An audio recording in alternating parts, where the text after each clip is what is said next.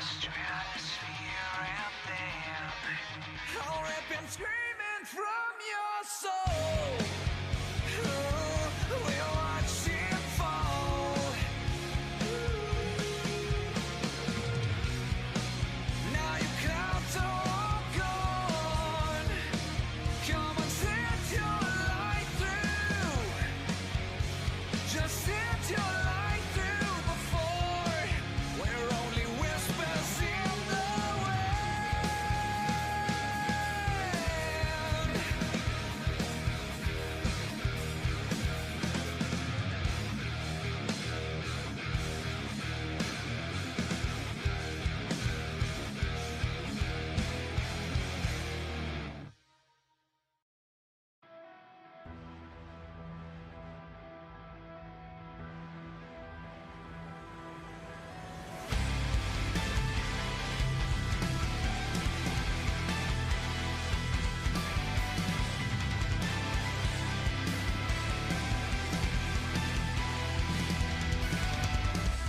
You can turn my world upside down, a rush like I've not felt before. I can trust myself. I need you to make it turn. I would know.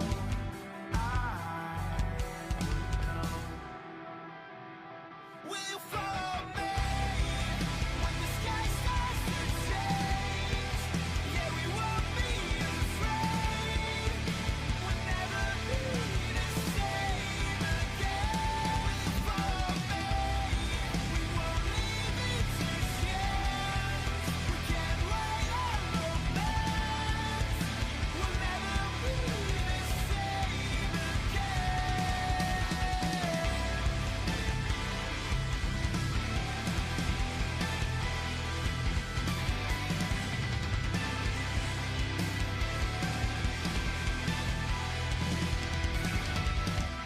I could keep the light from turning into darkness. You'd be my escape. What have we been told? Easy to unfold. Future might seem out of reach, but we're getting close. Will follow me when the sky starts to change. Yeah, we won't be afraid. We'll never be the same again. Will follow me. We won't leave it to chance. We can't wait on romance. We'll never be the same again.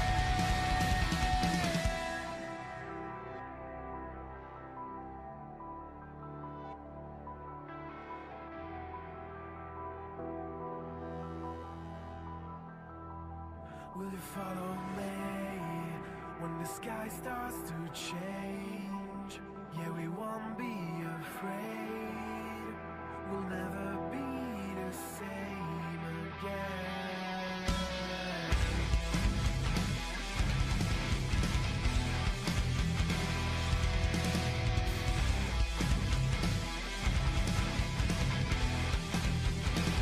Will you follow me when the sky starts to change? Yeah, we won't be afraid. We'll never be the same again. Will you follow me? We won't leave it to chance. We can't wait on romance. We'll never be the same again.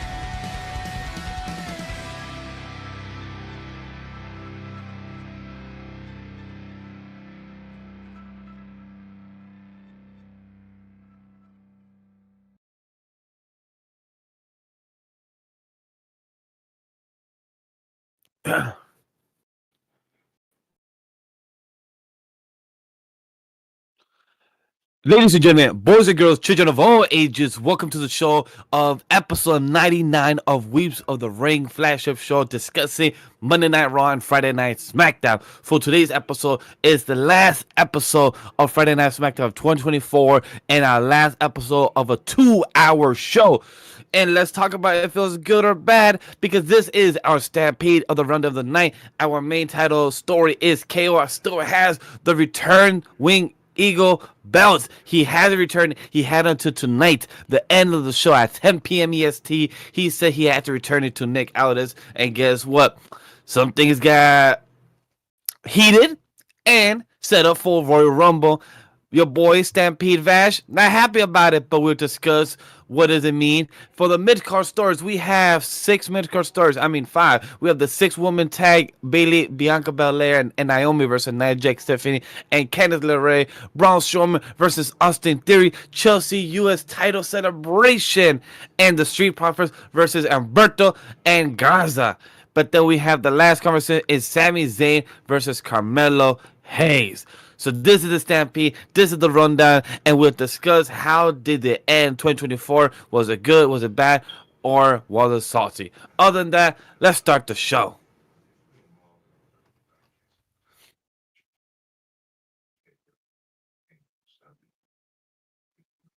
With anime in their souls and thoughts of wrestling out of control, we are a duos of weebs because Watkins isn't feeling well this evening, so hopefully he gets plenty of rest and he feels better soon.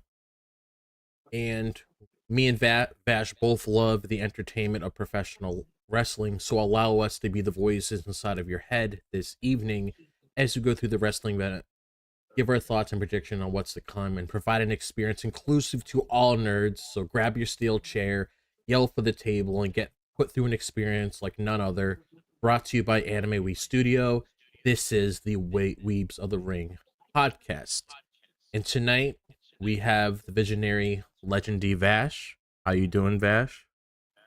It's a visionary, legendary Vash, and I want to give a big shout out to the Netflix tweet that said about Seth Rollins as the person that I should be looking for Netflix on Raw. That shit was ironic as hell to actually get Seth Rollins. It probably was out of generator or whatever reason it was, but it was still fun to see that tweet. So I was very happy. I was a happy little camper today this morning, so it was really dope.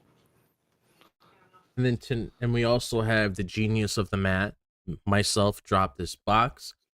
And I'm doing pretty good tonight as well. Like Vash said earlier within his Stampede, this is the last 2 hour show for SmackDown. There's some people that have mixed feelings on it, and then there's some people that are okay with the change moving on to 3 hours. And we'll definitely give our thoughts and expectations when it comes to that once we dive deeper into our show and discuss everything that went on. But yeah. I would say, look, when it comes to this 3 hour show, because we're literally around the corner, guys, we already had a few matches being brought up that was already being established for next week, which is Nia versus Naomi for the title, Andrade versus Nakamura for the title. So we already have some options for matches, which Mhm. I'm very happy for. But the 3 hour show this Friday is gonna really kick off the year of storytelling of SmackDown, and it's gonna give us the type of direction SmackDown will be, because a lot of people wasn't looking forward for 3 hours SmackDown, because for this being a 2 hour show Mhm. on USA Network and have to do they have the the regulations, the commercial break, the ads, the promotion, where it really takes you out of it as a wrestling fan when the match it starts and then trailer or a commercial happens right away and then gets back into it. It throws you off. And when the story gets rushed, maybe this 3 hour show will actually help a 2 hour show of SmackDown feel better, because sometimes it did that better for Raw. But we really got to see, because this is the first time in 20 something years that SmackDown went from 2 to not 3. So it's really curious to see how that transition goes. Especially since we have this whole transfer window being a thing, and since that also has to come in effect when it comes to the 3 hour show before, because like you said, we're used to the whole thing on Monday Night Raw when it came to how they did things before.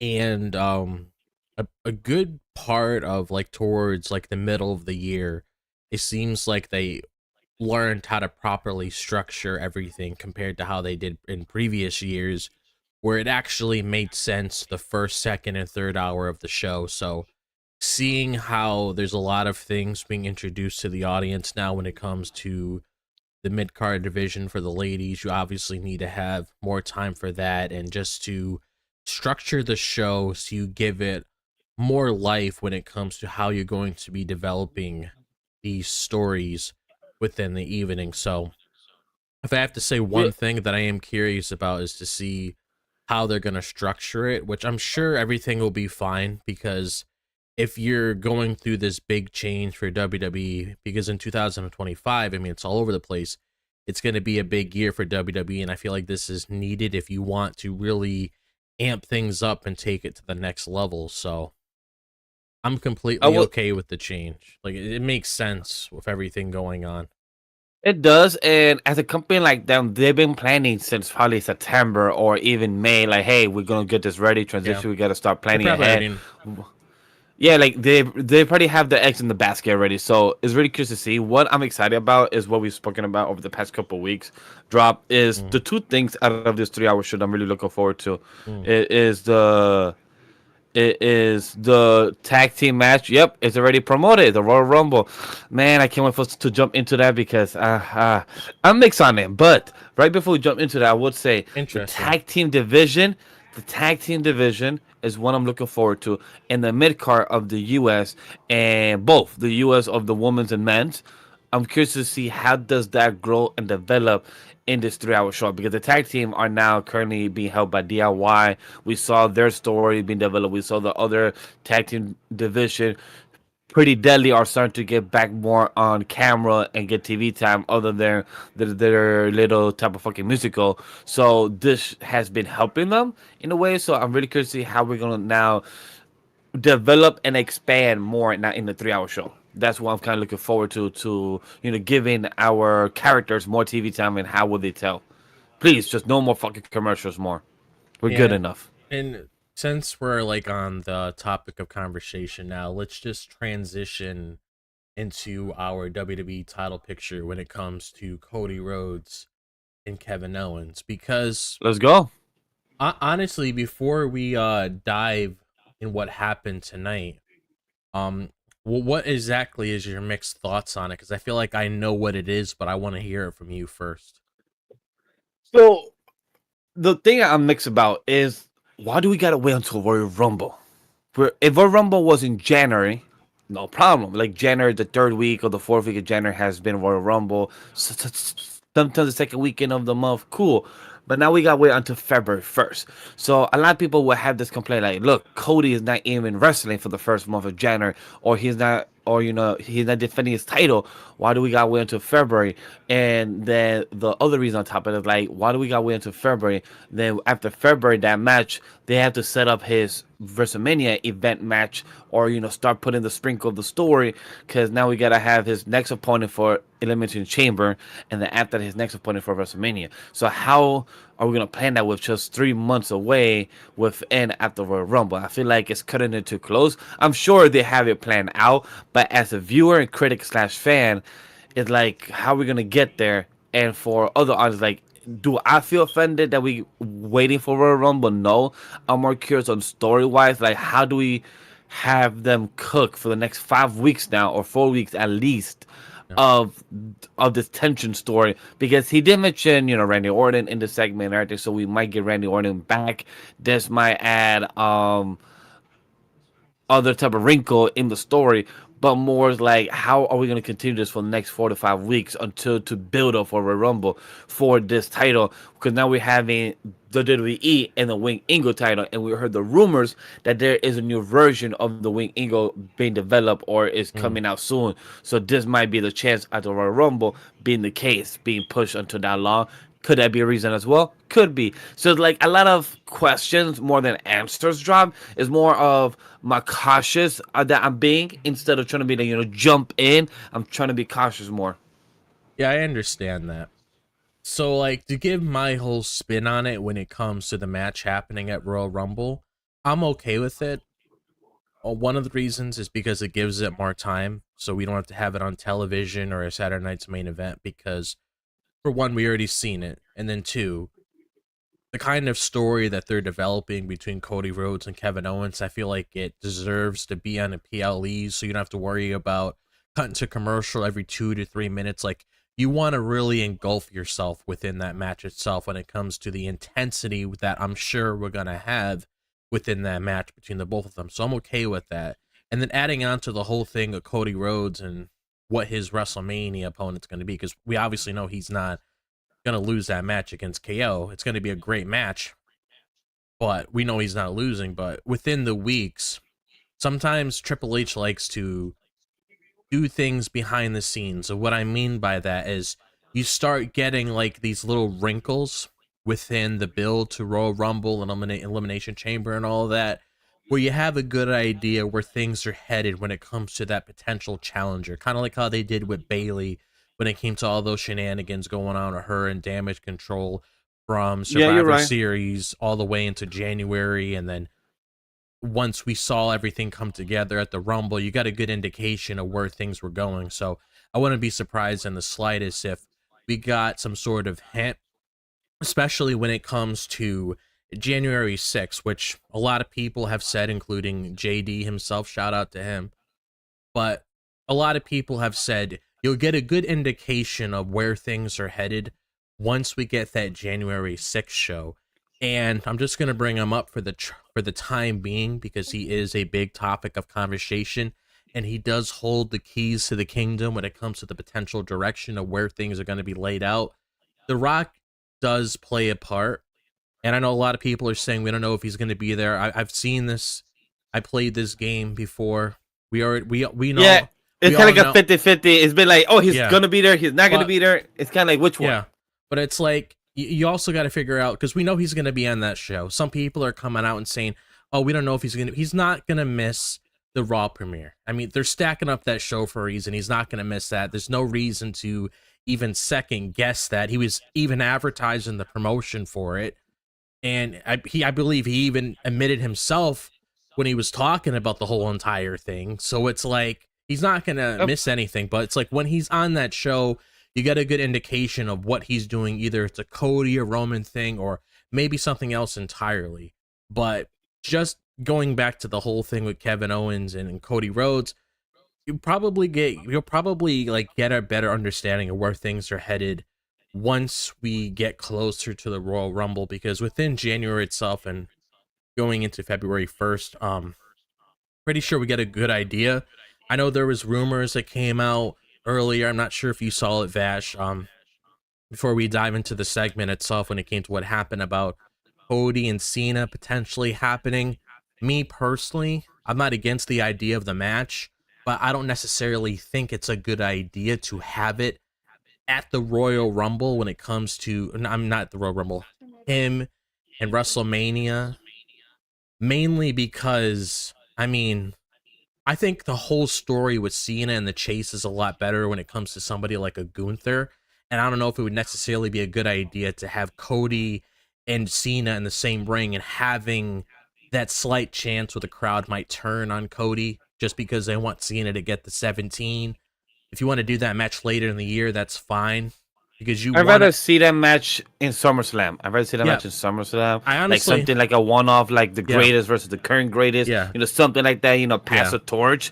That would be something more I would love to see. I agree your take. The John Cena, you know, I remember, I believe it was you drop or Walker's bringing it up that you can't really have a face versus a face at times. Yeah. It takes it away of who will win when it's sometimes obvious. So like John Cena, he is our all-time hero. He's our all-time great. You don't want to damage to have Cody. him. Exactly. You don't want to damage Cody and his reputation when he's becoming the greatness right now of our time. So you can't really take that way. So I 100% agree with your take that I don't agree. As much as I would love to see John Cena versus Cody Rhodes at WrestleMania 41, rather push that for SummerSlam or Survivor Series or something like in another big PLE that deserves it. For WrestleMania, I'd rather have feud, something that's a big moment like John Cena or Gunther or John Cena something else. I feel like that would be just the best CM Punk option. or something.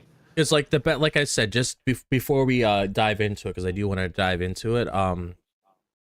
Just like to end that whole conversation off, I do feel like Gunther would be the option just because you could have Cena lose and continue that chase and then have another match with Gunther at SummerSlam, only because Gunther just seems like the best option when it comes to that final boss figure where you lose the first time and then you get back again. I feel like we should definitely do that. But like I said, January 6th, you'll probably get a good indication of where things are going. But Agree. Nick Aldis pretty much started off the show tonight talking about how he was going to handle the entire Kevin Owens situation when it came to everything that happened at Saturday night's main event. And it's pretty funny because Cody did mention he was actually going to be on tonight's show when he was at the Madison Square Garden show last night after he had that little scruffle with him. Obviously, that's not canon when it comes to the television universe. Like, they didn't show any clips or they didn't even bring it up in the slightest, but we obviously knew that was going to come into play tonight just because of what was said. And we pretty much saw like a segment with Kevin Owens inside of his car, like we typically see. And I'll admit, you know, when I saw everything structured like earlier in the show, I honestly thought it was going to be one of those things where it was just going to be him and Nick Aldis in the ring, like we saw, but it was going to be something completely different. Like I thought initially at first, Nick Aldis was going to take a bump tonight. But what was your like initial like reaction when it came to like what Nick Aldis said? Right.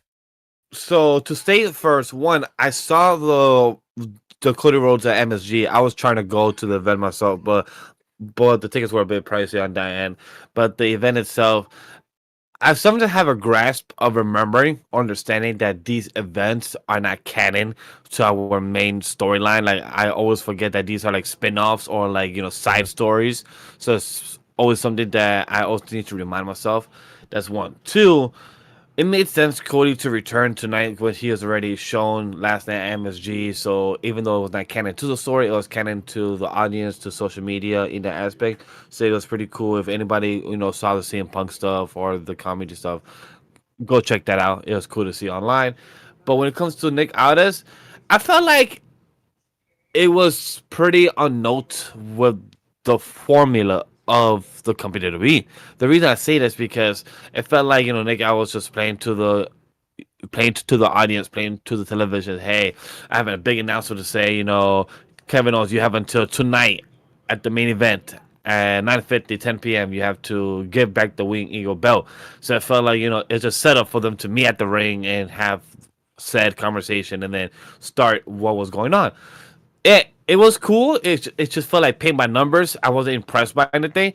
But what I did like was Cody rebuttal towards KO more. He came out more edgy tonight. Exactly. He felt more like, boy, shut the fuck up, like type of energy. Like, yo, I don't care.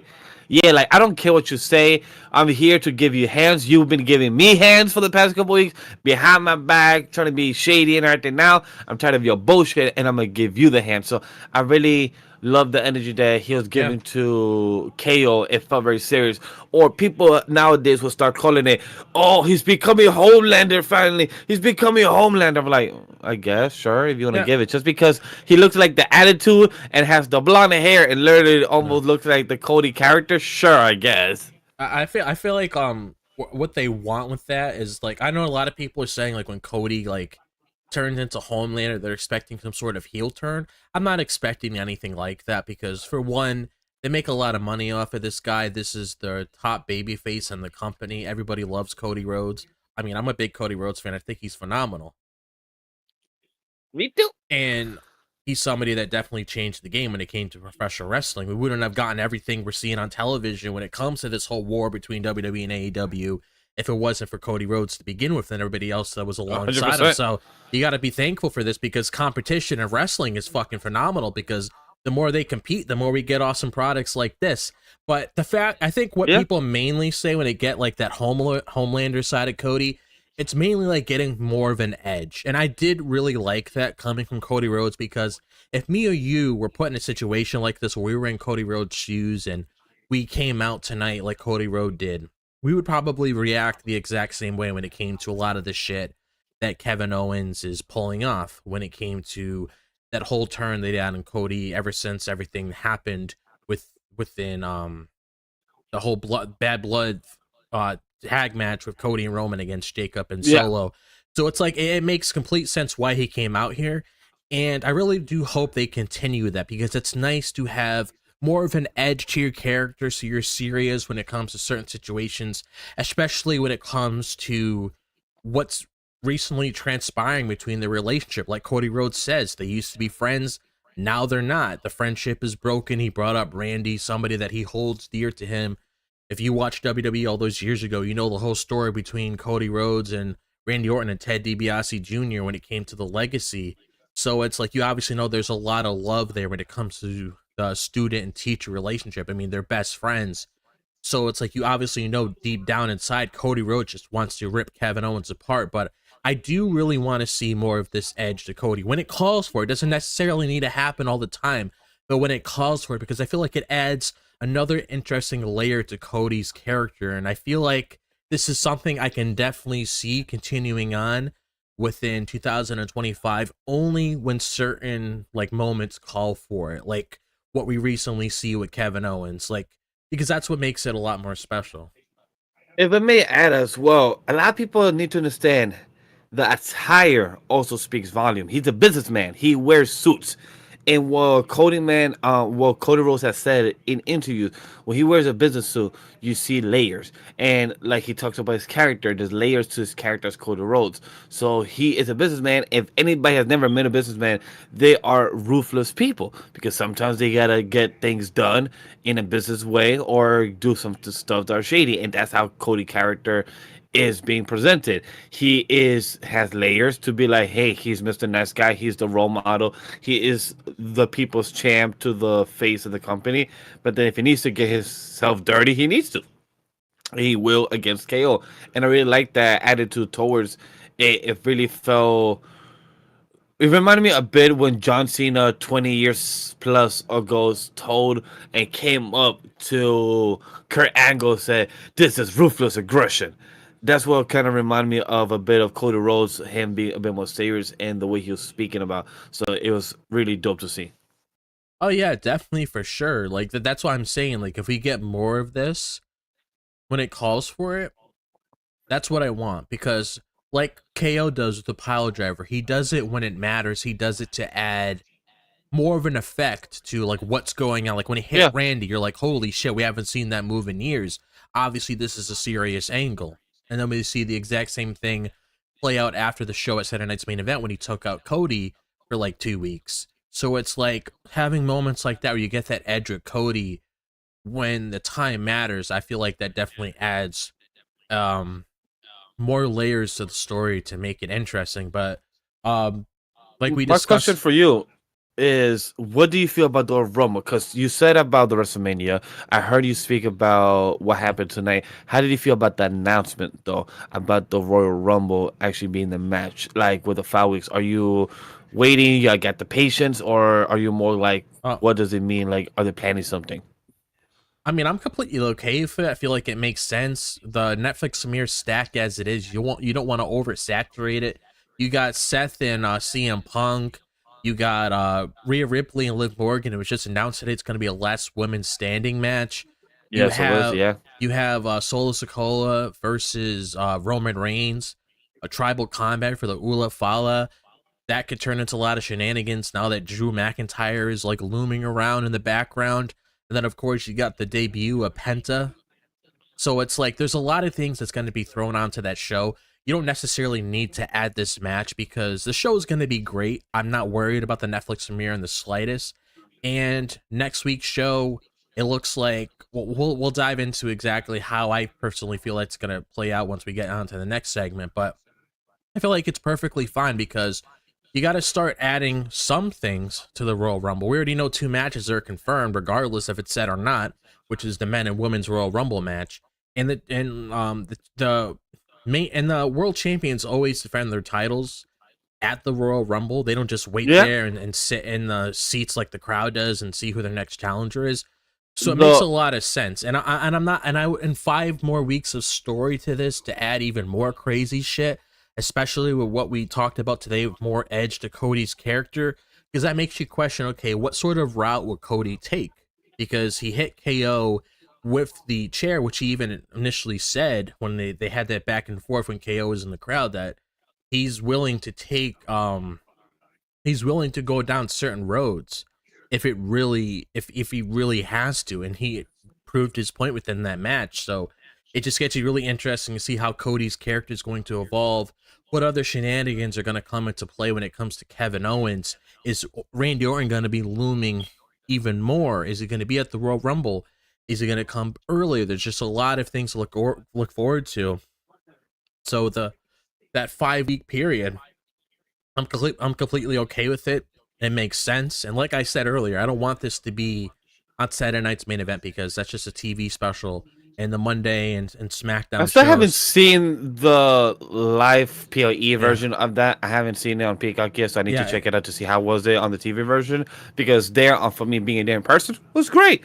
But who knows how it was on live TV? So I get it why for production or for entertainment or for the wrestling aspect, no commercials. So I understand Royal Rumble. We just gotta see how the build up is. Like concept wise.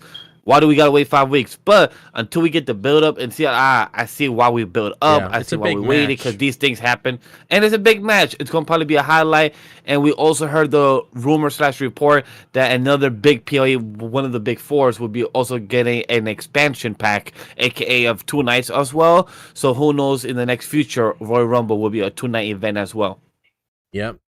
But we you brought up earlier, this is going to be a big match because not only is Cody's title on the line, Kevin Owens' Winged Eagle is on the line as well. So this is like reminisce. I'm not sure if you remember this of when Cena and Orton had a match all those years ago where it was a ladder match. So it's like knowing how those two titles are in the line is starting to really play into that rumor. And I know how people are very particular when it comes to rumors online because it's really hard to believe them because sometimes a lot of people like making up shit for engagement farming, which is now with the blue checks. I mean, it's easy to engagement farm to get that money coming to your account. But it's like when it comes to that rumor that we saw today, well, this is the first report I ever saw for this person. But based on what I've seen played out tonight and looking at how both of those titles are on the line, I'm starting to lean into it a little bit because it's starting to make a lot of sense. Because if Cody wins both of those belts, he's going to have to do something. He can't just walk around with 2 belts. So making a fusion between the two, something that people have been wanting, and it's going to get the W. I don't want to hear people. I don't want to hear people complain. They do that for marketing. You're going to have to accept it at this point. That isn't WWF in the 80s or 90s or the early 2000s or whatever. You're going to have to get used to that sort of thing. We don't want it, but but it's just something we're gonna have to expect. As long as the presentation looks nice, because they know how special that fucking belt is, especially when Triple H knows how special that belt is, considering he was around that time and he's won that belt and he knows the history and Triple H really respects his history. I have a good feeling it's gonna look good, but. I also heard something as well saying about Nia Jax, which yes, which makes sense because Nia's belt is like the face of the woman division, so it makes sense that one also will be changed as well. But hopefully by that time they said that it's either getting a revamp or a different model, or by the time Nia loses by Tiffany, most likely it will get a new belt version. So it's either coming soon by the Royal Rumble as well, as my guess. Which good reason why you brought up Nia, because I think it's time to get into our first mid-card stories, which this is actually the match that started off the night. So I was trying to schedule the stream earlier. I had no idea what the hell to call it or anything because nothing was announced for this show until I saw something from WrestleVotes where it said, okay, we're going to get a 6-woman tag where it's going to be Bayley, Bianca, and Naomi versus Nia Jax, Tiffany Stratton, and Candice LeRae. I'm like, okay. And then also I mentioned how we got the whole celebration of Chelsea Green, which we will talk about later. But we got our first match announced, which was that 6-woman tag. And I was very curious to see how that was going to play out. Like, I thought it was it was a pretty good match. Like, nothing crazy or anything. But the real meat and potatoes that I really cared about was the story, like what was going to be playing out in the story to develop the whole mystery attacker when it came to Jade Cargill, and when it came to the ongoing story that we see with Tiffany Stratton, which we have been vocal on this show. We haven't been sugarcoating or anything because we have been vocal when it came to PLE coverage and other SmackDown coverage shows when it comes to exactly, okay, when's Tiffany going to cash in this thing? And I like how when you had everybody come out with their entrances, I still like how they're doing the whole thing where they're backstage and coming out the entrance. I always think that's cool. I like how Nia provoked Bianca. Like, that's something I really like because it adds to the theory, which a lot of people have been discussing. Is there's been various theories: Charlotte Flair, Bianca Belair, Naomi. And I like how not Bianca. I like how Nia Jax is trying to really push Bianca's buttons, saying things along the lines where she was like, what if you did this? What if you wanted the spotlight back? You didn't want Jade Cargill there because she's bigger, stronger than you, etc., so on. And if you think about it, because we have talked about this on this show, even though Bianca hasn't really outright said it herself, it kind of does make sense from a realistic point of view, because look at where Bianca was before. She was in the main title picture. She was having long reigns. She was putting on good matches. Spotlight was always on her. But now she's in the tag division. So you would feel like maybe there's a part of her deep down inside that hasn't come out, and this is just pure discussion right now, that maybe she's like, why do I have to hold Jade's hand? Why do I have to guide her to, get comfortable in this company since she recently joined it and everything? Why do I have to keep holding her hand? Why can't I go where I was before? Why do I have to keep getting tied down? So I do like how Nia played into that. She didn't even tease anything with Naomi, but I like how she played into that because it gets us guessing, like, okay, who is the mystery attacker going to be? And I still think it's Naomi, but what is your initial thoughts on that whole thing, that Nia Jax segment with Bianca? So three things towards you said. In the beginning, you said that we didn't know what was happening in the SmackDown. 100% agree. Chad, a quick behind the scenes. Me and Drav and Wonkas were speaking about earlier this today and yesterday. We said, "Hey guys, we're doing SmackDown right tomorrow." Yeah, is our tape show? Yeah, cool. What the fuck is happening? None of us knew. It was not marketed. Even I think WrestleOps was one of the news site as well on Twitter, where they said tomorrow SmackDown. What's happening? Nothing. Because it had to be marketed, it had to be shown. So it's like, do they not even know what's happening? What's going on? And then today, like literally hours before the show started, they finally said, hey, so this was happening for tonight. The 6-woman tag, good. It was nice. It was something to give the woman division a good flair of their stories intertwining with one another. Bayley still friends with Naomi.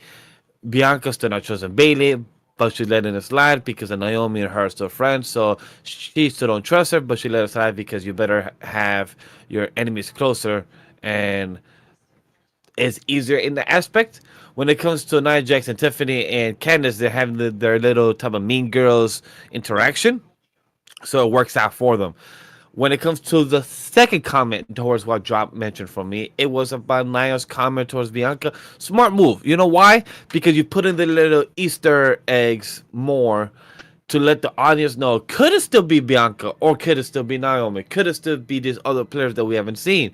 So I love how we, the audience, could still say it, like me and Dropper say, we believe it's Naomi. She is the culprit.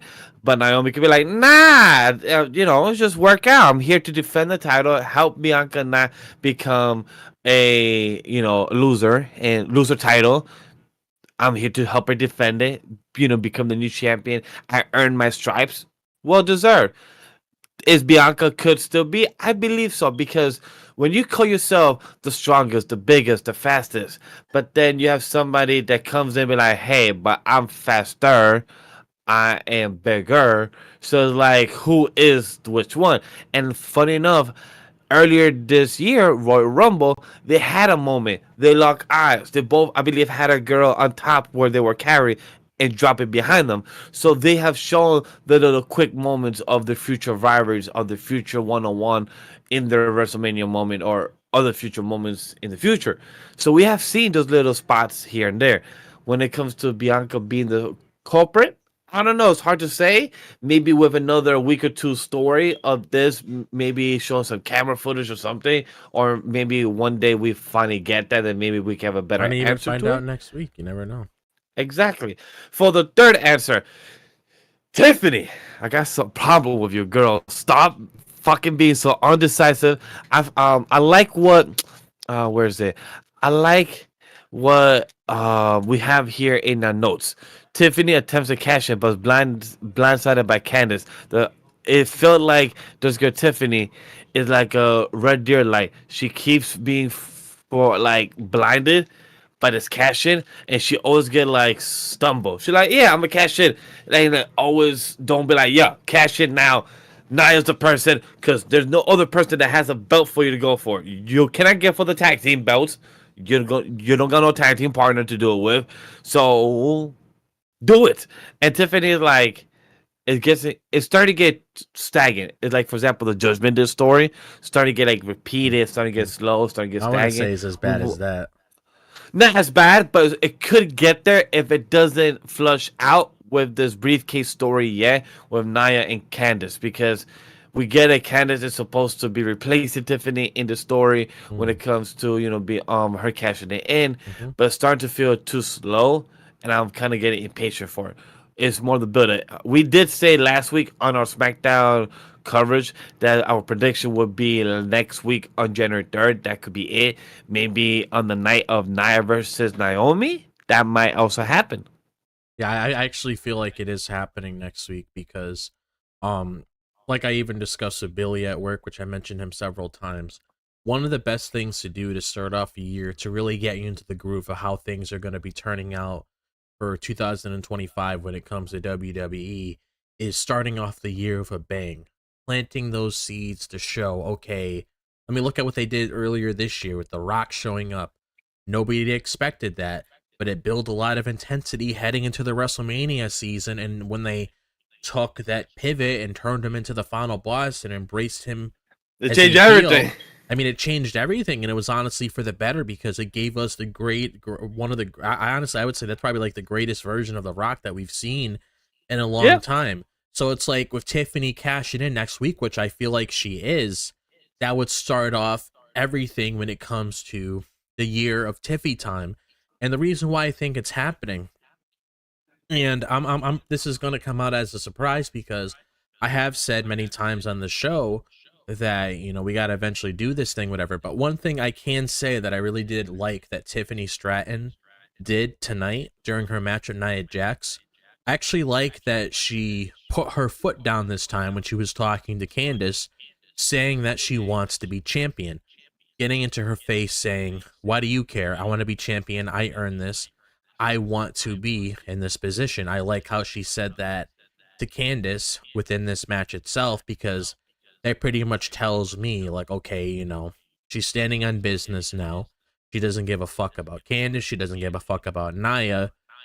And I just feel like they scheduled that match next week for a reason between Naomi and Nia Jax for that to happen. Because if you paid attention to how Tiffany Stratton has been treated, she's been neglected by Nia Jax. She's been treated like a third wheel, like she doesn't belong here. She wasn't even tagged in the match as much. It was mainly just Nia Jax and Candice LeRae taking control within the match. Sure, Tiffany got in there here and there, but looking at how the And match she forced ended, herself in there as well. yeah, and looking at how the match ended itself, they're pinning it on Tiffany because of the distraction and how they looked at her after the match. So it's like with all of that bundled up inside, it just feels like we're going to be getting the cash in next week. I will say that I am 100% confident we are getting that cash in next week. And I'm going to come out and say this as well. I wouldn't be surprised in the slightest if we hit two birds with one stone, where we get a new women's champion, which will be Tiffany Stratton. I'm not entirely sold on Charlotte coming back next week. She could, but she could potentially come back at the Rumble. But that wasn't going to be my second thing. The second thing is, I wouldn't be surprised in the slightest if we get the reveal of who attacked Jade Cargill within the same night, because the culprit is in that match that I think did it, and I feel like it would do wonders for her character when it came to what I said about before. And she even mentioned it tonight. I said this on the show. She even mentioned it tonight. I never thought when I came back to WWE that I was never gonna have gold in my hands again, but here I am now. I have the women's tag titles. I'm finally back on track again. I said that on the show, that she's going to have that thought in her head where she came back as this new character when she was in TNA. She wanted to come back for that second run to prove herself to the audience. And within that year itself, she hasn't been able to achieve anything. So any normal person, that would eat them up inside. So the fact that she's in this position now with Bianca, and then we could potentially find out next week that she purposely did all of this so she can insert herself in there because of that very reason, it'd be perfect. It's kind of like a bait and switch too. It's kind of like you get Tiffany turning face that night, and then you get Nia Jax turning, and then you get Naomi turning heel on the same night as well. And it would do wonders for Naomi's character because she needs something like that to have the audience invest into this, the next evolution of Naomi's character. I feel like it would do wonders for her because whenever people come back to WWE, we want to see what they do next. Andrade and Carmelo Hayes, they had those series of matches. You're getting a banger next week between him and Shinsuke Nakamura. Andrade, people are excited to see him in matches. Not saying it's the entirely same thing with Naomi, but it's like this would be a good way to start a new thing with her character. And like we saw earlier this year with the New Year's Revolution little TV special that they had, a lot of shit happened on that show. So if we get that whole bait and switch where it's like Tiffany face, Naomi heel in the same night, I can see it. It'll be a nice switch. It will be like the terminology bait and switch. It'll be a nice bait and switch if it happens, and I'm all for it. I don't got nothing to say for this six-woman tag. A condensed story. It posts the progression of the characters for next week, and we're jumping into the last 2-hour episode of SmackDown. So far, Watkins it's been enjoyable. Is gonna be happy about that. I know that for sure. Oh, if it happens next week, he'd be like, good, I returned on the best episode of SmackDown already. Oh, not that. I'm talking about the 3 hours. He's probably super. Oh, yeah. Oh, yeah. He's excited for us to be starting 11:30 from now on both shows, so that's going to be fun. Oh, yeah. But you know what is fun? The Braun Strowman versus Austin Theory. Who's excited for that match? I'm going to come out and say this right here. There really wasn't much of this match because you knew how the result was going to go when it came to Braun Strowman. Braun Strowman's the kind of guy that comes in here to cause a lot of destruction. So we knew that initially getting into this match with Austin Theory, if it was someone else that had a lot more depth to them, okay, we could see this go on a little bit longer and maybe something can turn out of it. But no, we saw things happen between Theory and Braun Strowman where Theory ended up losing the match. And I'm going to come out and say this because you know how I mentioned the transfer window earlier. I honestly think Theory should go, and if Grayson Waller wants to go with him, sure. Since this transfer window's coming in effect, and they mentioned Raw, SmackDown, and NXT superstars are going to be switching around so they could have a fresh set of superstars heading into 2025 to begin the year. I honestly feel like if Theory goes to NXT to rebuild his character, kind of like how Baron Corbin did to get that feel in his system again, I feel like that would be good for his character because I wouldn't look at it as like a demotion, but it's like, oh my God, he's going back to NXT now. I feel like if you don't have anything going on with these people, bring them to NXT, have them rebuild a character, and then bring them back when the time is right because this is all we really see with them. They start shit with somebody, they get their ass handed to them. And yes, maybe that's done by design, but if you want to take somebody like Austin Theory seriously, and a lot of people even said, you know, oh, this guy could be like the future of the company when it comes to what he could bring to the table. Okay, we see that with Braun Breaker. We see that with Carmelo Hayes slowly. Might not be as fast as Braun Breaker, but we see that with Carmelo Hayes. But the fact that you brought that up with Austin Theory, I mean, he hasn't really been treated that way when he's losing match after match after match. But what are the best things to do? Like Baron Corbin did. He went to NXT, he rebuilt his character, and a lot of people were really invested in him again. So I feel like if they're doing this whole transfer window, because you're not gonna have Shawn Michaels give all of his people to the main roster and not have anything in return.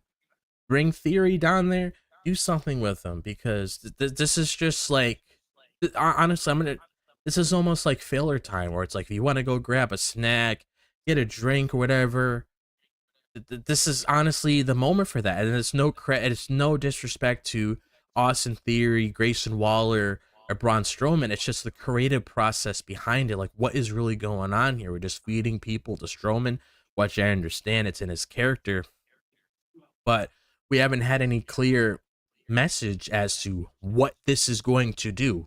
And I feel like you want to send him to NXT to do something, that might be the best bet.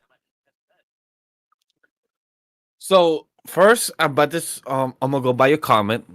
Austin Theory to NXT. I'm not on the flip side against it or with it. If it goes, depending on how the character buildup is. The one thing is that I remember Austin Theory has been pitched by many Vince McMahon fans and by himself. He was a Vince McMahon guy. Also, he was pitched to be the next John Cena. Austin Theory was pitched to be the next John Cena. That's why Wow, they that's had a no. WrestleMania match. That's out the window. Agreed. That's not gonna be happening anytime soon. His US title run fell flat. His match against John Cena fell flat. So all these things has been out the window.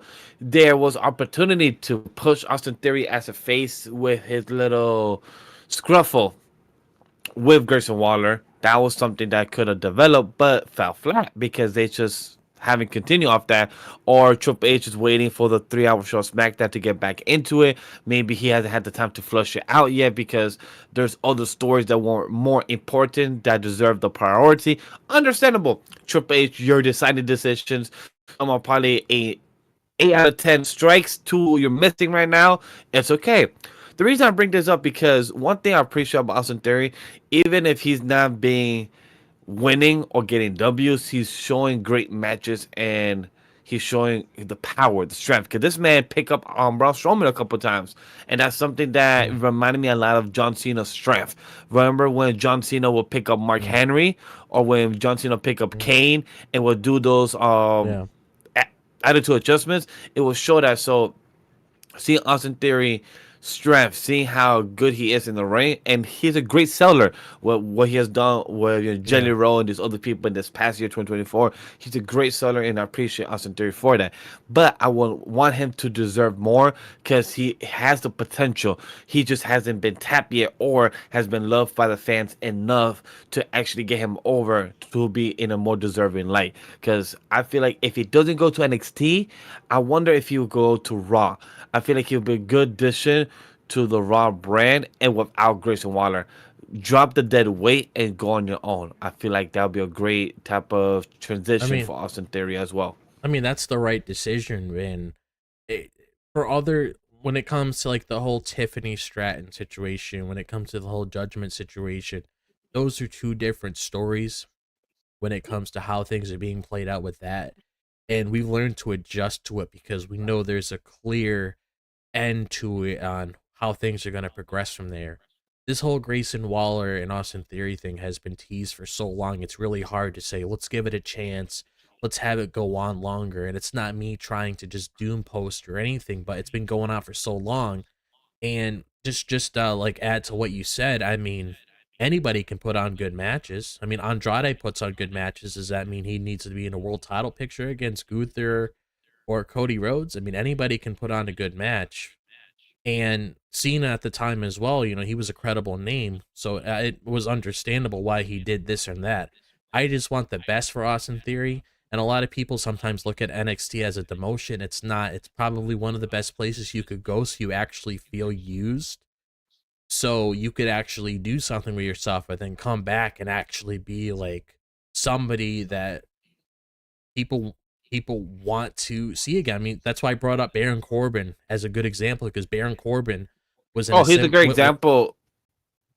It just sucks that he was one example that also got let go once he Yeah, got back into the main roster. That's something that will yeah. suck, which I don't think Austin Theory will happen for him No, I as don't. No, well. I don't think He that's will happening. get, he will reinvent himself and then go back to Yeah, the main roster and then get yeah, let go. I don't think that's happening. But yeah. it just sucks that when you say Baron Corbin, like, oh, he did such a great He did. reinvented. He did this, he did that, and they came back for 3 weeks and then got let go after. I'm like, fuck, why did that happen? That's the thing. It's like he went back there for the reason to rebuild himself. So that's why I brought it up with Austin Theory, because it's a similar pickle where he's been lost in the shuffle even before this whole Grayson Waller pairing. He's been lost in the Yeah. shuffle for so long, and just going back there, like I said, isn't an emotion. It's just giving him something to do. Like imagine him being in matches with Wesley, Obafemi, Trick Williams, whatever the roster is next year. Ooh, It's just that'd be some. nice.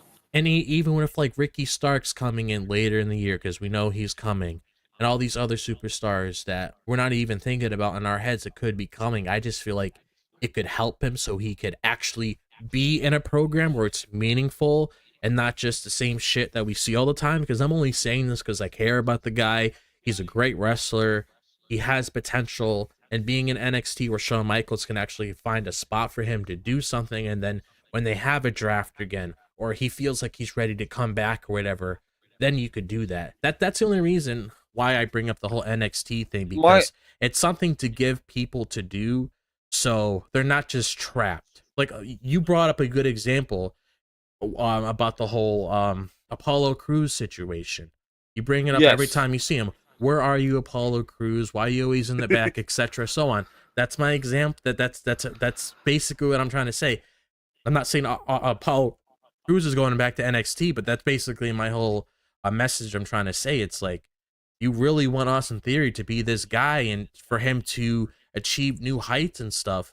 Bring him somewhere where he could actually do something meaningful instead of just being a tie-in for this Carmelo Hayes and Braun Strowman story that's currently going on right now. Because that's basically what it was. He was just an opponent for Braun Strowman to go up against, and you had shenanigans play out with Carmelo Hayes and Braun Strowman later in the night. I just want the guy to, do something with himself. That's all. The last thing I will say about this segment is Braun Strowman. I want to ask you because I know this could also transition, unless you want to save our comment about this. Braun Strowman locking eyes with Jacob Fatu. How did you feel about that? Because there was a huge pop for that. There was a huge pop for Braun Strowman and Jacob Fatu during the segment. Not exactly at the segment, but involving Braun Strowman. So that's why I'm bringing it up Off, here. I off. don't know. I don't know if you want to save that for later. Um, we could save that for later when we talk about Sami Zayn, Carmelo Hayes, if you want to. Yeah, then I save it for later because it involved him. So that's why I actually want to save it later because I know we had that as our last segment. But other than that, then for the Braun Strowman versus Austin Theory fight and for Austin Theory character, I don't get nothing to say. So I'm ready for move on to our celebration. Yep. Yeah, I'm ready to move on. I'll be right back though. All right. Take a little So nap. for chat, we here for the Chelsea Green U.S. title celebration. And look, ask what Chelsea Green can do for you, but what you can do for Chelsea Green. Green runs down Mitchell, and who ends up coming out with her candlestick and ready to beat them down, ruining Chelsea's moment because that is exactly what happened. We had a great Chelsea Green Statue of Liberty moment. She showed us like what it meant for her to finally work her ass off for 20 something years. No, like sorry, like a 10 type of 15-year progression from doing tough enough, being not hired, then being let go a couple years ago, and then coming back to the roster, and now finally showing all the work she has paid off on TNA and in the indies to finally showing that what she could do as people call it overnight success. So I'm very happy to see what Chelsea Green has done and is well deserved. Did I care for the celebration? Fuck no, chat. I'm sorry, my apologies. I do not care for this chat because the reason is this celebration reminded me of what happened with Nia Jax and with Pretty Deadly last week. And it just felt very underwhelming. Not something that I care for, or something like, oh, cool. Nia Jax had a old pink celebration with Tiffany Stratton and with Pretty Deadly trying to help them out with their event and celebration. Cool. Not really cared because it was something that not needed. It was more for the TV aspect, for the segment aspect. But when it comes to Chelsea Green, it was cool just to see her get the love and attention that she would deserve, that she won. But it was cool that at least we continue off with a rivalry or slash feud with our girl Mitchin, because we know Mitchin was, the runner up. She deserved this as well. As much as that people hasn't gotten over yet for Mitchin, they love Chelsea Green, which is well deserved. Loving that Mitchin hasn't forgotten, since she was technically the runner up for this inaugural title of the U.S. Women Division. So overall, good celebration. But of course, for you, Joe, how did you feel about for the celebration? Because like I said it to the audience here, I didn't give a fuck about it because it reminded me about the ones we had early this year with Nia Jax. So when it comes to this whole entire situation with Chelsea Green, one thing I will say is I sort of expected her and Michin to continue their rivalry because there is history there in WWE and outside of WWE, as they brought up when it came to their relationship within TNA and everything along the lines of that. So I understood that this was going to be the next story that we were going to dive into. And when it came to the segment itself, I love Chelsea Green, I love Piper Niven, and I love Michin. But I didn't necessarily care about the segment as much either because it didn't really do anything to really pull me in and be like, oh my God, this is amazing. Like, is it a good moment for Chelsea Green to go out there and celebrate? Sure. But at the same time, there wasn't anything really there to reel me in. And I'm not going to really go over the edge right now, but I'm just hoping this US title gets treated right, only because this is your opportunity to shine light to girls that don't really get as much attention as a Bailey, as a Bianca, as an Asuka, Io, Charlotte, etc. so on. This is your time to give these girls the opportunity to shine, to give you a story that you can invest in instead of just being, okay, I hate you, you hate me, fight, fight, fight, next challenger. Like, I don't want it to be treated that way. I want this to help build those potential main eventers that could come out of holding this title. That's where I want this to head down because, like Braun Breaker, he's being built up as the Intercontinental Champion. He's going to go on a good run. And then eventually after that, just like Gunther did, they're going to move on to the main event scene. That's what those mid-card titles are used for, is to propel yourself to the next level. We've seen it with a lot of the people that we love today. We've seen it with Seth Rollins. We've seen it with Roman Reigns. We've seen it with Cody Rhodes. So Drew McIntyre. So I'm hoping that the same thing happens with the ladies. And this doesn't just apply to the US title. This also applies into the inaugural Intercontinental Champion. If it's Io, Lyra, Dakota, or Zoe Stark. So it's like I just want there to be meaning behind this. So I'll wait and see how things play out.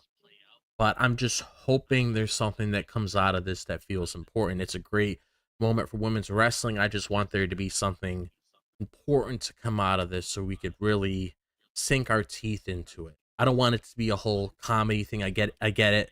It's Chelsea Sting and everything, but when push comes to shove, I do want there to be moments where, things matter. When it comes to Chelsea Green celebration, have fun. Glad you enjoy. And I'll square up next week. Because Chelsea Green, you gotta start defending. You gotta start fighting. You gotta start being a fighting champion. It's not all about being Miss London Tipton right here. Yeah, because we know she has it in her.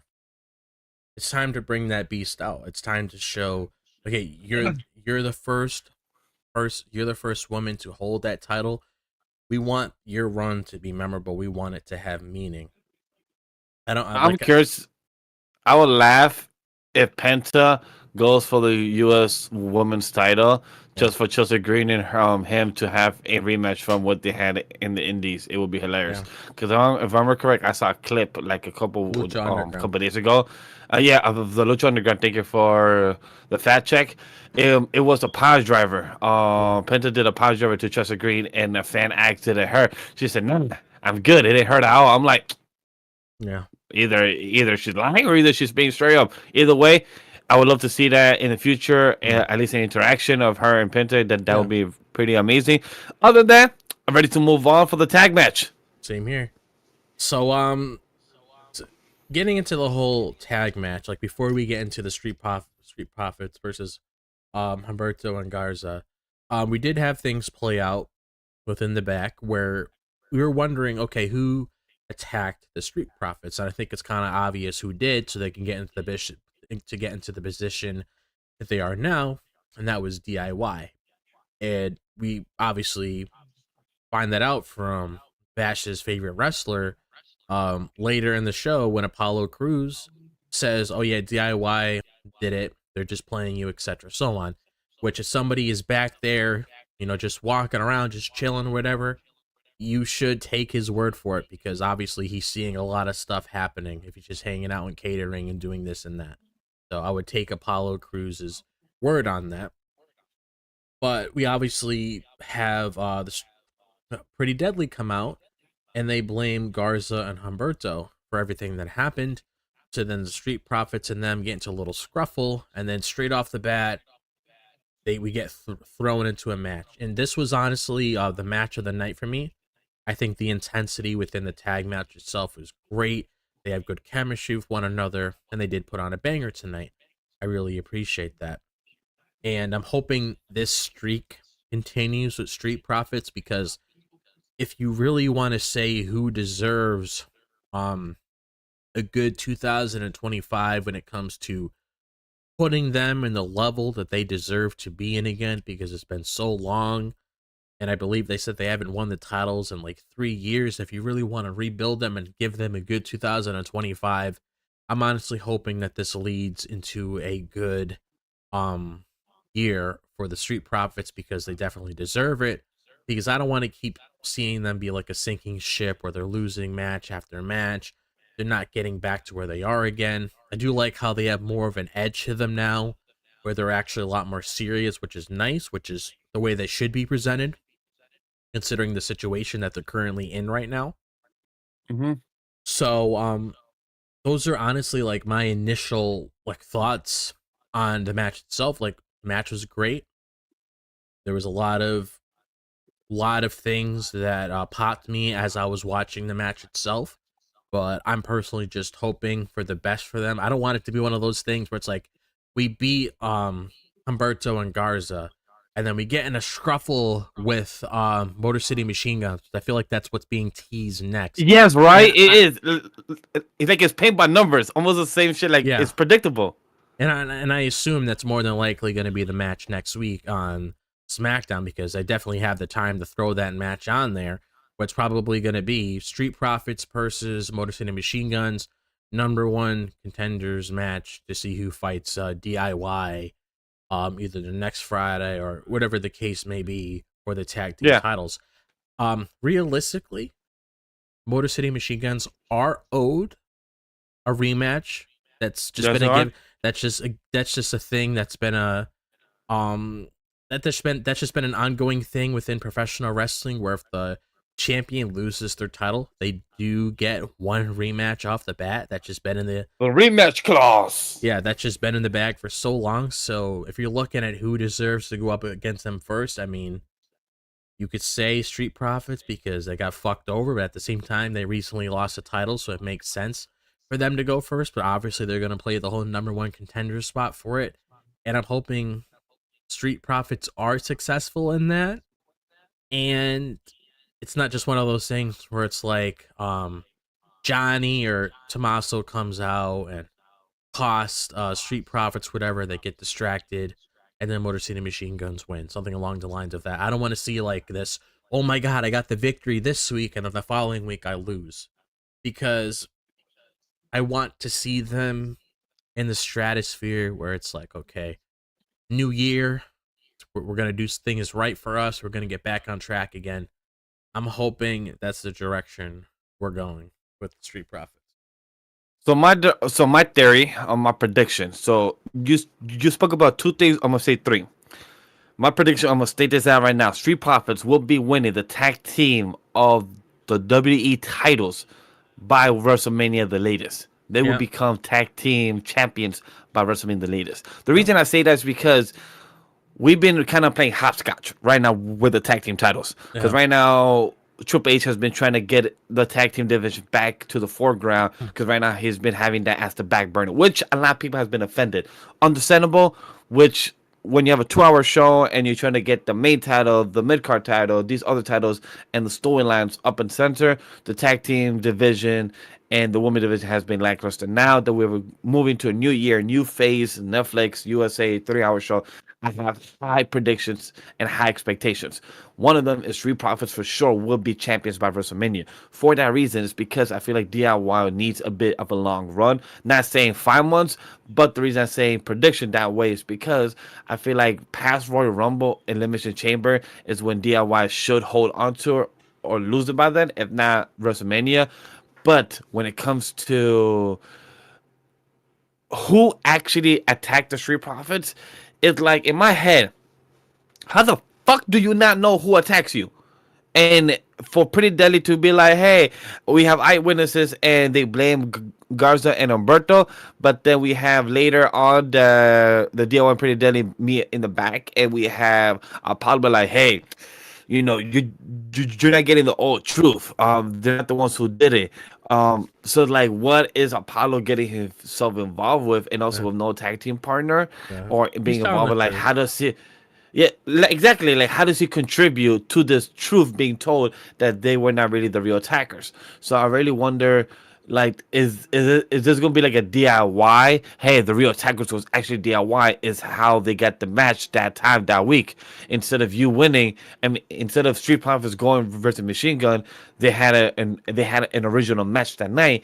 Street Profits got taken out. Now DIY took that place. So that's something that could add that fuel to the fire, which is totally fine. When it comes to this match, Garza and Humberto versus Street Profits, one thing that I appreciate about this match is that they're getting TV time. Garza and Humberto, they are a tag team division who has experience, but hasn't gotten a lot of light or TV time. So I'm glad that they're getting TV time, and having the Street Profits being their opponent. I feel like that's perfect because Street Profits are a great tag team. That's one to stay. Two, they're a great type of showman biz when it comes to them doing the wrestling match, but also being showmanship, being what they are, and giving the crowd, giving the audience on TV that type of energy. And Electra and B-Fab, glad that they give the little interference as they usually do when it comes to these type of matches. And other than that, the match was really fast paced, so I was really enjoyed the teams doing their tag team maneuver is what I'll call it.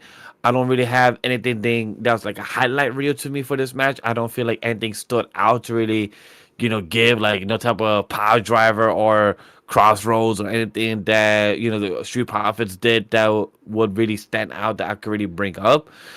Other than that, I don't got much else to say other than the Street Profits, WrestleMania, DIY could be the actual culprits, and Apollo Crews, what are you trying to do? And I'm glad that you're involving yourself with a mix of storylines here. Yeah. That's all I have to say. All right, so let's move on to our last mid card story of the night. So, like we were going to dive into earlier, we wanted to save our thoughts here because Sami Zayn originally came on SmackDown tonight because he wanted to get his revenge on the Bloodline. Understandable because we saw what transpired on Monday Night Raw. And we dive into what happened with Carmelo Hayes throughout the evening, where he was giving Christmas cards of when he hit Braun Strowman with a chair, and he was giving it out to everybody. And we saw that bleed into Sami Zayn versus Carmelo Hayes, which a lot of people were excited to see that because that's a dream match. We haven't seen it played out yet, and it's just very exciting to see overall. So we got the match itself, and it was an awesome match. Sami Zayn and Carmelo Hayes, they put on a show in the ring. Did we get an end result? No, and I feel like they did that for two reasons. First reason is obviously what we saw played out, and two, they probably did wanted to protect Carmelo Hayes somehow, which tends to happen if you're trying to build new stars. You wouldn't want Sami Which Zayn walking in here, appreciate and thank you. which you don't want Sami Zayn walking in here, because realistically, if you looked at the two, you would probably expect Sami Zayn to win. Maybe there's that slight chance Carmelo would win, but since we're doing this whole thing with Sami Zayn right now, I don't think they would really pull the trigger with that. So they had Braun Strowman get involved, and Carmelo was trying to leave, and Carmelo Hayes was saved within that match. Bloodline attacked Sami. We saw everything play out in the ring. Braun Strowman came back. The Bloodline handled him. And then obviously that's when we dived into the whole Cody Rhodes and Kevin Owens situation, which we discussed earlier. So when it comes to my initial thoughts on this, no Drew McIntyre tonight, which there was a part of me that was expecting that a little Me bit. too. Just Me too, I because was. this has been an ongoing thing with Drew McIntyre. This is the current storyline that he is in right now when it comes to diving into his past again and going after Jay and Jimmy and everybody that did him wrong when it came to the bloodline, when it came to him and Roman at Clash of the Castle and costing him that big moment and just giving him a lot of shit. So we didn't get any Drew tonight, but I did think it was very interesting that Sami and KO were on the show, because when I saw Sami appear on the show, I thought we were gonna Shit, get you're right. yeah. Oh shit, you're right. I We didn't thought- get no interaction of them. Yeah, I thought we were gonna get some little snippet of it, but they might want to stay away from that now, because I would assume they probably want to focus on Cody and KO right now. But again, like I said, when it comes to the build up to Royal Rumble, you could see those interactions happen when it You're comes, right. because you got to keep this in mind. We have the transfer window in effect. We don't know if Sami's going to be on SmackDown or Raw. We don't even know if KO's going to be on Raw or SmackDown. We don't know how everything's going to play out until they tell us, which I'm hoping by next Monday or Friday or the Netflix premiere, we got a good indication where everybody is happening. If I was you, Tiffany Stratton, I would take that WWE title to Raw, honestly. Be a perfect senior for you, get away from Nia and everything like that. But that's besides the equation. That I'm just saying that just be a smart Yeah, ass. of course. But the whole Sami Zayn situation. So there's no Jimmy, there was no Jay tonight, which was interesting. I thought Jay was gonna pop out. We didn't see that. I probably could just dive into what we saw transpire on Monday night. My guess is for Jay and Jimmy is because maybe a holiday vacation they wasn't booked for this. So and two, Sammy was alone because he wanted to go and talk to Nick Aldis and see this whole situation. Carmelo was being a smart mouth. That's how he got himself in trouble. And I wonder what the conversation with Nick Aldis was and Sammy. But I love how you brought the up with Sammy and KO being the same show, same house, same arena, and when they didn't interact, of course they probably interacted behind the scenes, off camera, because they are real best friends in real life. So they probably have a good relationship off air, off camera that we won't see because it will break kayfabe. But when it comes to this, I'm gonna just spitball real quick. The reason for Royal Rumble for KO and Cody, because after the match, we know Cody's gonna lose. I know Sammy and Sammy and KO will be having their WrestleMania match of this year, going 1-on-1 for their feud. Because I remember how a couple weeks ago, KO said, me and Sammy will have our conversation once we cross that road in the future. We're about to cross that road very soon in the next 4 weeks, because Sammy will be interacting with KO one way or another, or will be involving himself with Cody and everything, since it involves Randy, it involves their friendship, it involves this one way or another. That still will be intertwining, interconnecting one another. So I'm curious to see how's that going to lead up to KO and Sammy's story / feud. That's going to lead up to WrestleMania, because now that seems more prominent of being the possibility for these two storylines. Oh, but Cody losing what? No, KO is going to be losing Oh yeah. the match of Cody, but Oh then yeah. he's going to be having their feud with Sami that's going to be leading up Yeah. into WrestleMania 41.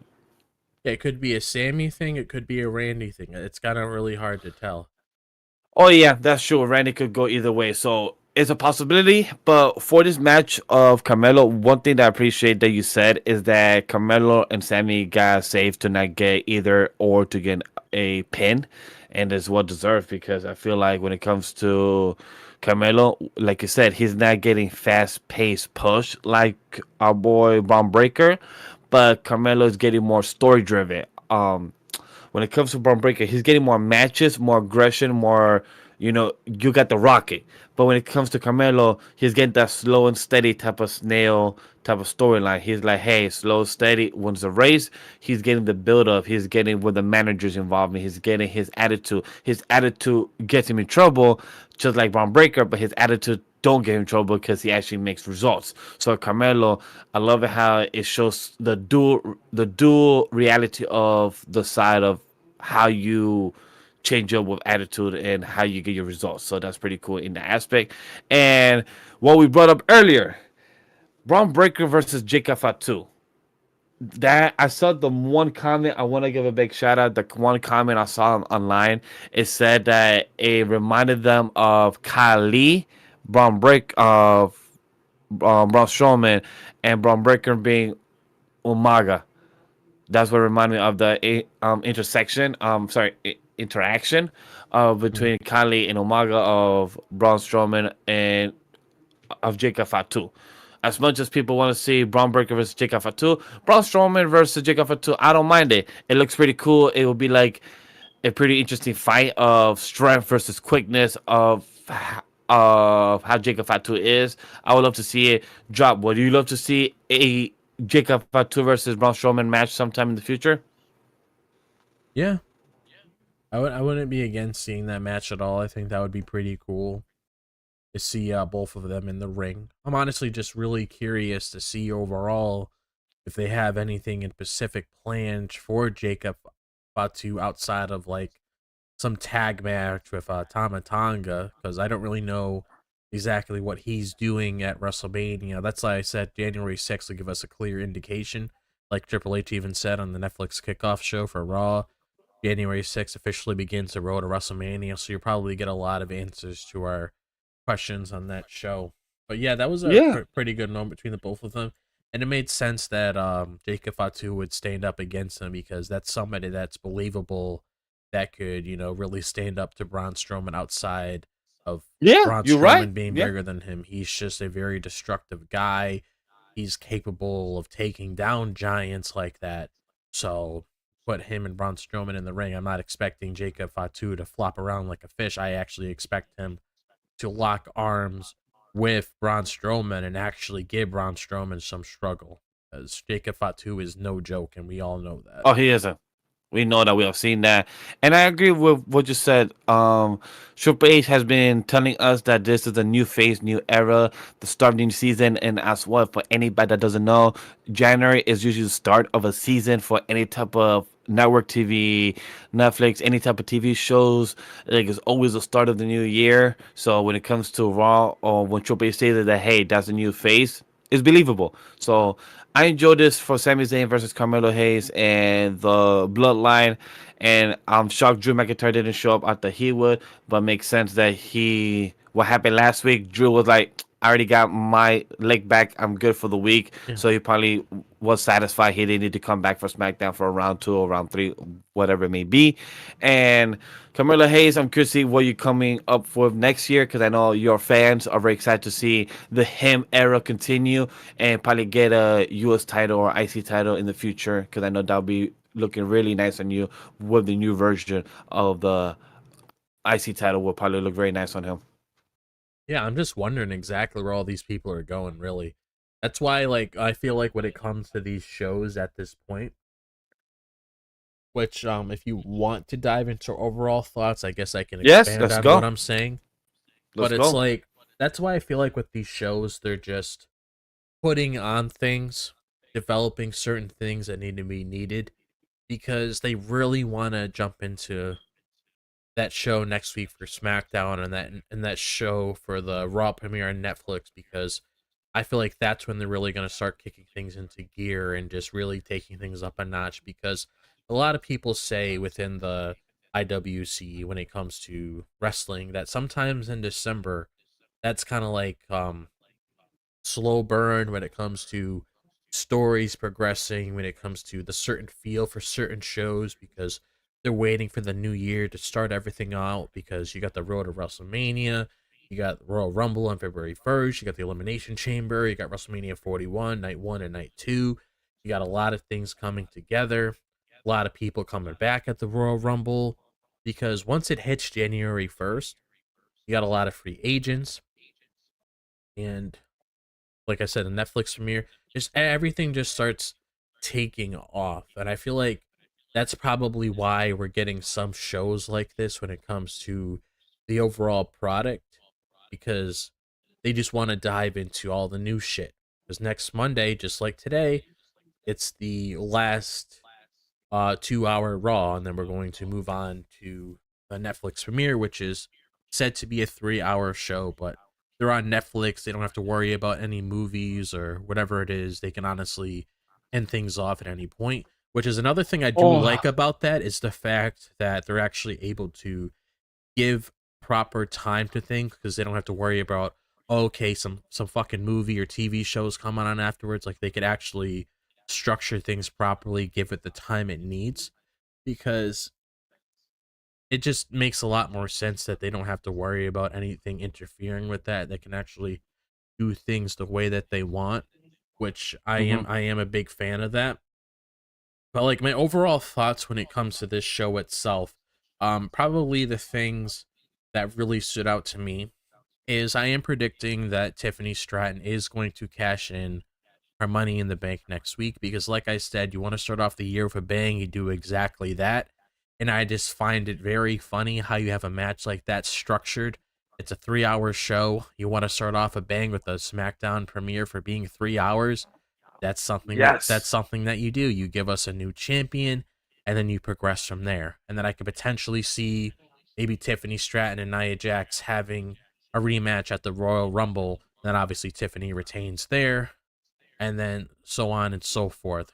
It all depends how they want to structure things. And the whole Cody and KO situation, I'm okay with the match taken at Rumble, because I feel like that's a match, especially since it's a ladder match for both titles. I just feel like it makes a lot of sense to give that match time, because it's a ladder match. So they're not going to just be climbing the title just to grab it. They're obviously going to be using the title as a weapon on each other. So I wouldn't be surprised in the slightest if KO tries to go for another pile driver on that ladder, because he has done that before when he was in Ring of Honor.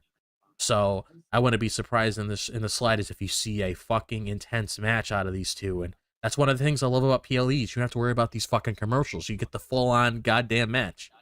So I'm happy about that. And when it comes to next week's Friday, another thing I do want to see, if there is certain people moving on to Monday Night Raw, I want to see a proper closure with those superstars. If an LA Knight or whoever the case may be is heading into that show, I want there to be a good indication so we know exactly where everybody's going. Because that's something that's still going on in my head. It's like, I don't know where everybody's going. We know that American Maid's going to SmackDown. That's like the only official thing we really know, and it's been talked about online. I saw a report recently, even though it was obvious because they appeared on that SmackDown. They had the interaction with Cody. But I'm just hoping Yeah, we so get that's what some. deserved for him. But I just want some good indications so I know who the fuck's going on in the show. So look, to keep it simple and mindful overall, I have to agree most of what Drop said, talking about SmackDown for next week. We have in Tiffany. She has to cash in.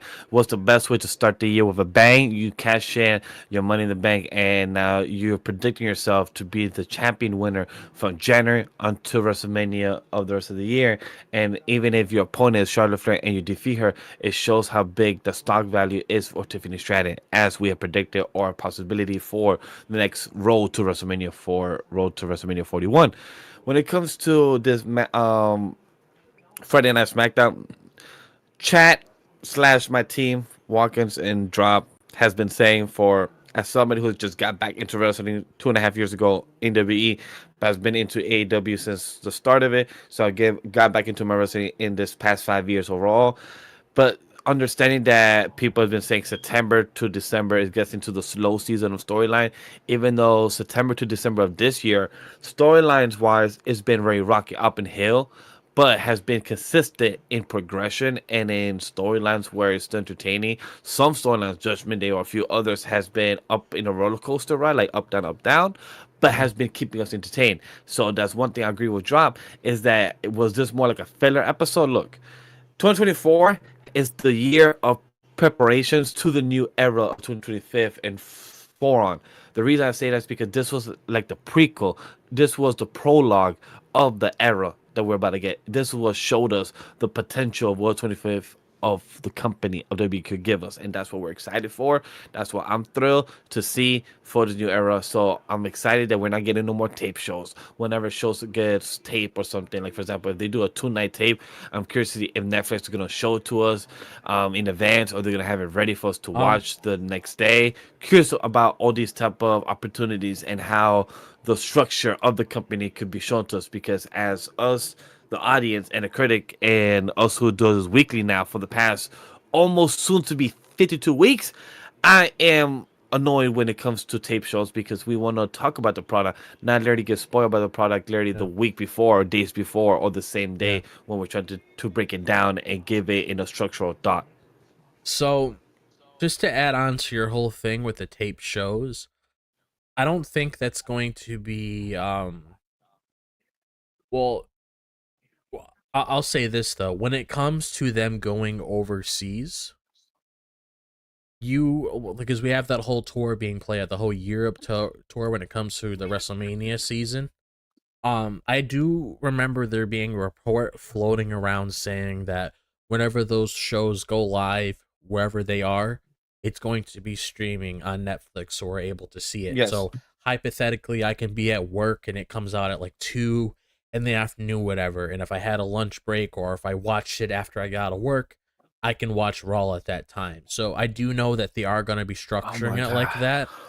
So that's going to If be that's the case, are we gonna be like, if that happens at 2 p.m. in Europe, can we be live at 8 p.m. that night then to just do the coverage? Oh my god, that'll be amazing. Instead of us starting at 11:30 Yeah. that day, we just got promoted. Hey, we're starting Yeah. 3 hours earlier because Raw already was earlier Yeah. in the day.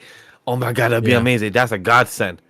But yet again, I'm gonna wait just to get clear indication when Yeah, it comes of course. to that time. And when it gets closer, you got to keep in mind that's like a couple months away. I think that happens in March, so it's like we got a good amount of time before that happens.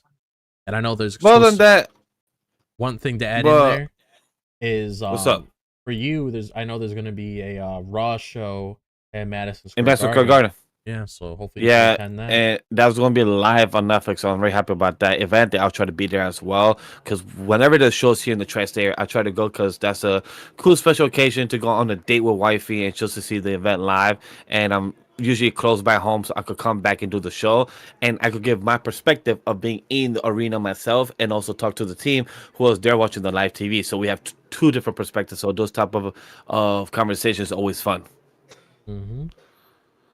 But other than that, let's move to the outro, chat, because you know what this is here for, to let you know where to find us real quick. You know where? Because down below is Anima We 3 Studio, Legendary Vash, Drop This Box, and like our host, Walkers and W is not here tonight, and the hashtag Weebs of the Ring.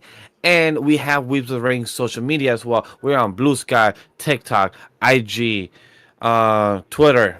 I believe, yeah, that's about most places that we could say that we're there. And TikTok. You say other than that, TikTok? yeah, I did. TikTok, Okay. IG, Yep. Blue Sky, and Twitter. Yeah, those are the 4 apps that we're known for. The place you're checking here, the audio feed as well. Go check that out. We're there every week, live Monday to Friday for Weebs of the Ring, covering our flagship show of Raw and SmackDown. We are going to be live for the sidecast as well on twitch.tv/Anima We 3 Studio for the sidecast of the premiere of Raw on Netflix. So stay tuned for that as well. And other than that, continue liking, subscribing, and press the notification all the time. And I pass it to Drop to just finish off the show. Yeah. So I want to thank you guys for taking the time out of your night because we aren't in the daytime anymore. We're at nighttime. It is 12:33 a.m. currently where I'm at. But I wanted to thank you guys for spending the night with us and listening to the Weebs of the Ring podcast. And if you enjoyed what we had to say, why not do it exactly what Vash just said when he was advertising our social media? If you ever want to contact us, talk to us when the show's going on or after the show, wherever the case may be, follow us for reports, all of that fun stuff. That would be super awesome. And always make sure to use the hashtag. I'm going to say that again because trust me, it's going to come in handy in the near future.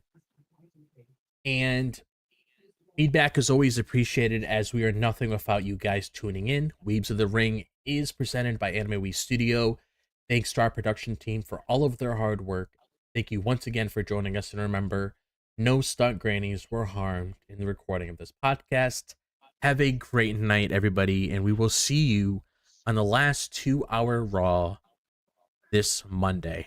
And it's going to be pretty interesting once it comes to that new routine of having those 3-hour shows now, because that's going to be quite an adventure when it comes to our whole streaming schedule, which is going to be super awesome. But we're all here playing the game. It's going to be fun. So we'll see you guys on Monday. Have a good night. Yeet.